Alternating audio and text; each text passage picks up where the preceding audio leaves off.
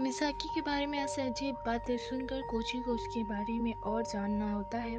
बहुत बार उससे वार्निंग मिलती पर वो फिर भी सुनता नहीं और सच्चाई तक पहुंचने की कोशिश करता है।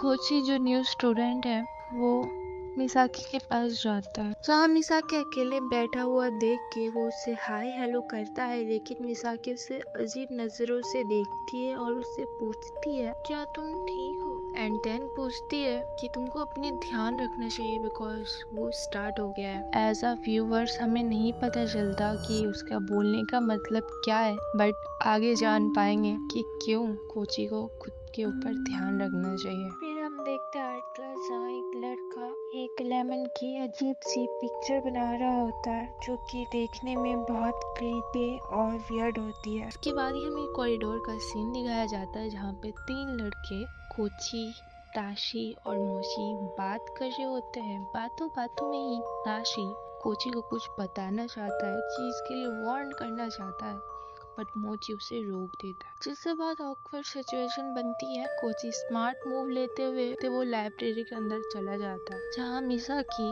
अकेले बैठ के ड्राइंग कर रही होती है।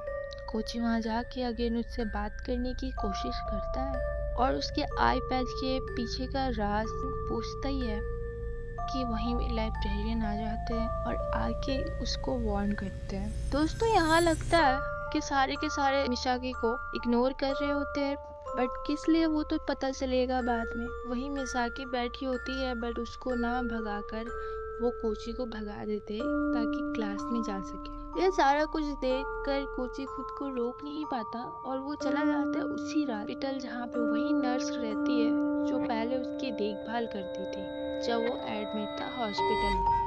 वो उस नर्स से हेल्प मांगता है कि वो उसे इन्फॉर्मेशन लाकर देगी कि क्या कोई लड़की मरी है। तो नर्स उससे नंबर लेकर वादा करती है कि वो उसको इन्फॉर्मेशन लाकर देगी। फिर अगले दिन का सीन आता है जहाँ पे कोची का ध्यान क्लासरूम में नहीं होता है और वो मिसाकी के बेंच के ऊपर देखता है और नोटिस करता है कि मिसाकी स्टिल गायब है क्लास से। ये सब करते हुए देख लेते हैं युजुमी जो कि काउंटर मेजर ऑफिसर है और वो छुट्टी के बाद कोची के पास आती है। साथ में उसके मोची और युकारी भी होते हैं जो कि कोची से उसकी पिछले जिंदगी के बारे में पूछताछ करके उसे थोड़ा बहुत अनइंटेंशनली कर्ज के बारे में बताती है।